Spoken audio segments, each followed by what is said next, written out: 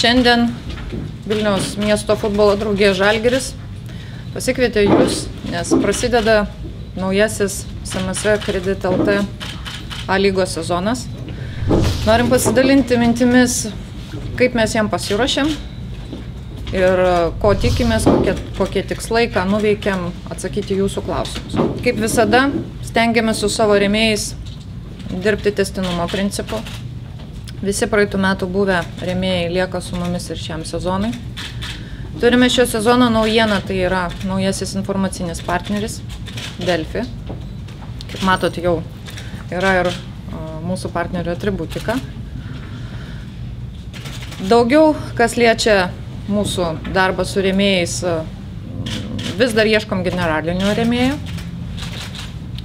Šiaip biudžetas iš principo jau yra suformuotas ir laukiam sezono pirmųjų rungtynių. Turim jau audituotą praeitų metų balansą.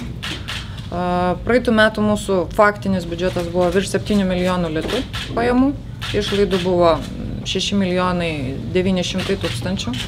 Praeitus metus baigiam pelningai. Tai tuo labai džiaugiamės ir didžiuojamės, nes per 4 sezonus pavyko išlipti iš duobės. Šiais metais planuojamas biudžetas šiek tiek didesnis išlaidų, todėl kad turim ambicingus tikslus. Mūsų sportiniai tikslai Europos turnyrų grupės etapas, ne čempionų lygos. Čia praeitoje spaudos konferencijoje kilo toks konfuzas, kad Žalgiris planuoja ir kelia tikslą žaisti čempionų lygos grupės etape. Tai galiu patikslinti, mes apie tai svajojam kol kas. Realus tikslas yra Europos turnyrai ir grupės etapas. Visi kiti ambicingi mūsų tikslai išlieka. Tai yra čempionų titulas, tai yra Lietuvos futbolo federacijos taurė 3 metus iš eilės ir super taurė.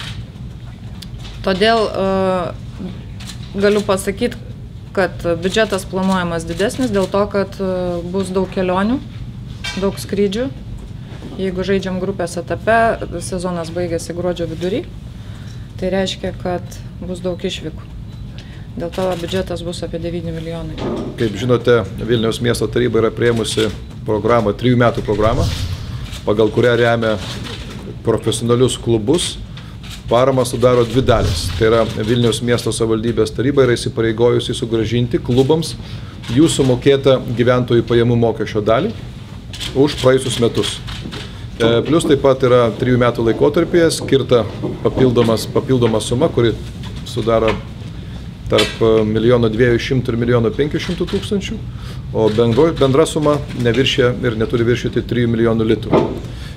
Tikslas, kodėl miesto taryba tokią programą yra patvirtinus ir parėmusi, būtent tam, kad mes turėtume tikrai europinio lygio mūsų profesionalias komandas, kurios taptų pavyzdžiui ir jaunimui, ir suprantama, kad sugrąžintų futbolą ne tik į Vilnių, bet kažkuria prasme ir visoje Lietuvoje pakeltų futbolo į kitą lygį.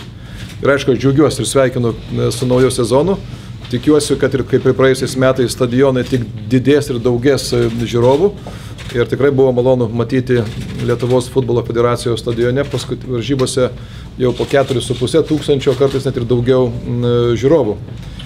Savo ruožtu taip pat noriu pasakyti, kad Vilniaus miesto savivaldybė, taip pat ir klubo vadovai vedame diskusijas ir tikiuosi, kad šiais metais bus, netgi ne šiais metais, o šį pavasarį bus baigti ginčai arba galbūt nuomonių skirtumai, nesutarimai dėl Žalgirio ženklo ir tikiuosi, kad dar iki vasaros visos nuosavybės teisės į minėtą legendinio Žalgirio ženklą priklausys Vilniaus miesto savivaldybei, taip pat ir Vilniaus miesto futbolo klubui Vilniaus Žalgiris.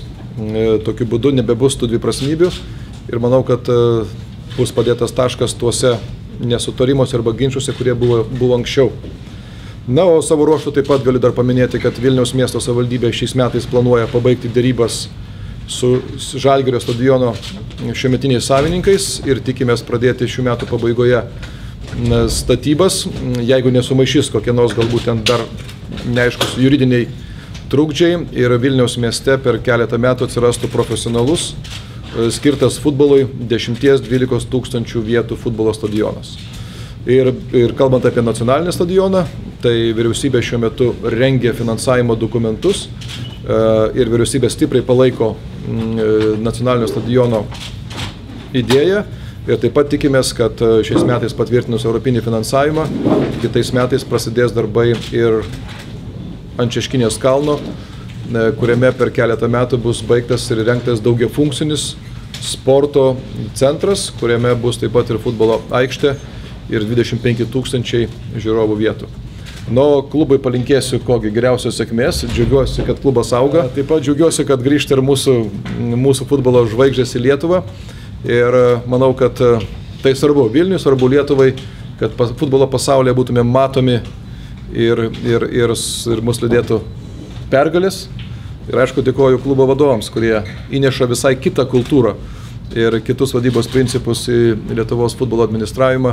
Tai geras pavyzdys ir manau, kad tai įkvėpia ir kitus miestus. Mes praeitais metais sumokėjom apie 1 milijoną litų mokesčių. Gyventojų pajamų mokesčių. Ir sodra. Sodra ir gyventojų pajamų mokesčiai. Gal turit klausimų? Gal klausimas apie tą generalinį rėmėją. Tai jūs jo kol kas neturite, bet biudžetą planuojate be jo paramos? Mes biudžetą planuojam realų. Kol neturim, tai ir nerašom. Šiaip iš principo praeitais metais mes iš futbolo veiklos sugeneravom apie 3 milijonus litų pajamų. Dar 1,2 milijono tai buvo parama danga ir bilietai ir rėmėjai, žaidėjų pardavimas. Taip kad mes planuojam realistiškai savo pajamas. Preparation period's really good, especially the training camp in Cyprus. We had there the excellent weather, good pitches and excellent opponents, so I was really satisfied. Regarding new players, of course, it's really interesting thing for everybody, especially for the journalists. We decided to change the team for next season. As you noticed, we have the few new faces in the team. Of course, this transfer process, it's not so easy because the new guys, they have a lot of problems, like from time to time it's a health, from time to time it's a family transfer problems and passports or something like this. So you can keep the old group, old new group together and the training in the rhythm. We will have the little bit different team, playing little bit in different style because we have the different players. It's one question. Second question is the transfers outside.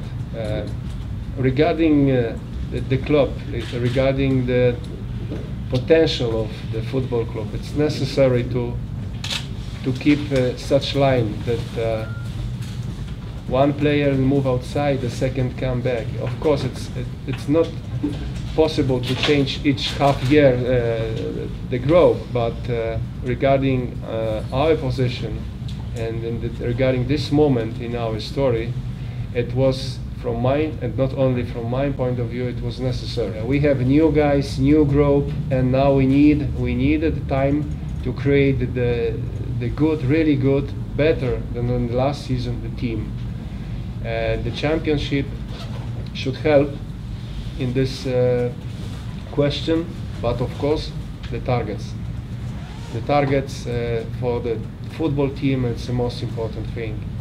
And I think that it's not a surprise that we would like, first of all, to defend the champion, and of course, as you heard already, the target is Europe, and we have already the experience. I hope that it will be enough, and we would like to give you in the holiday time really interesting time to work regarding international games. Of course, when we are talking about style of the team, first of all, we are thinking about the midfielders. Between them, we have the Brazilian guy who has a good experience, and I suppose that he is able to create a little bit different style because he replaced, we can tell, Pasha Komov or Mantas Kuklis. If you know those players very well, you can compare that this guy presents a little bit different style. You know the big name from few days who will participate in championship in this year, Shemberas. He has such skills and experience and opportunity that from the back line he can create the style of our play too. So first of all, I expect that those two guys will create generally our game. Who can score goals in Žalgiris now? First, of course, we are counting that Chris, this guy from Cyprus. He is really talented guy, really young, and when I compare him with Bilinski, I see almost the similar skills for the moment.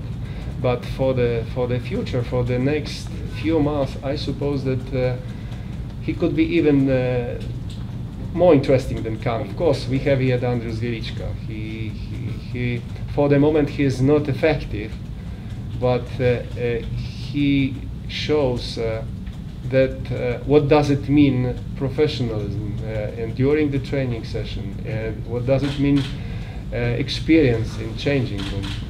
And he is like example how to work for the young guys, especially Baniolis. That's the next our striker.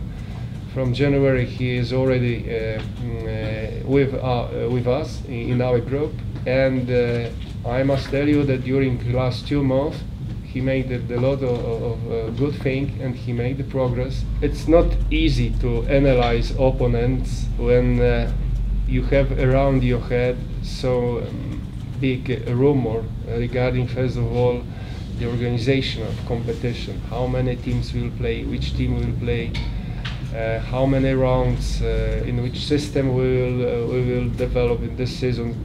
So it's difficult.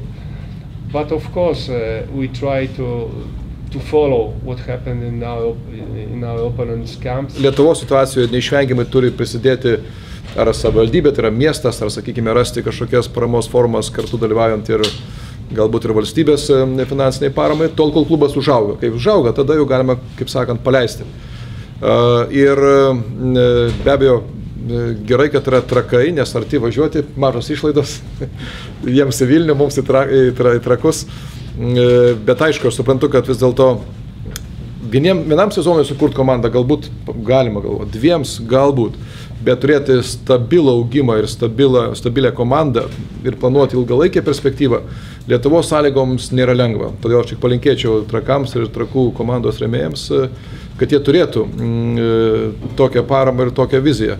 Nors mano įsitikinimu Lietuvoje galbūt reikėtų labiau nesteigti naujas futbolo komandas, o apjungti tas pajėgas, finansinės pajėgas, kurių tiesiog nėra daug. Ir išlaikyti tas komandas, kurios jau turi tradicijas, kurios turi tam tikrą įdirbį ir kuriams taip pat nėra lengva. Nes, kaip sakant, įkurti lengva, kaip ir vaikutį pagimdyti atrodytų netaip sudėtinga, bet jį užauginti, išlaikyti ir paleisti savarankišką gyvenimą yra ženkliai sudėtingiau. Bet aišku, bus įdomu pažiūrėti Trakus, ambicijos, kaip girdėjom, jau yra didelės, tą patį man ir jų meras tvirtina, tai bus įdomu. Mes toliau tęsime Žalgirio šeimos didinimo strategiją, todėl kad manome, kad šeima tai yra pats brangiausias turtas ir mes burdami aplink save bendruomenę įtraukėme ne tik į futbolą, bet šiek tiek į kitokią aurą. Noriu padėkoti merui ir mūsų garbės prezidentui už tai, kad prisideda prie mūsų augimo, palaiko mus. Noriu padėkoti Vilniaus miesto savivaldybės tarybai už tai, kad pirmieji žingsniai iš tiesų buvo tikrai sudėtingi. Ir tos geros žinios dėl ženklo ir tęstinumo perdavimo mum ir savivaldybei iš senųjų klubo iščių. Tai būtų didžiausia dovana Vilniui ir Vilniaus miesto sporto bendruomeniai. Top Sport lažybos. m.topsport.lt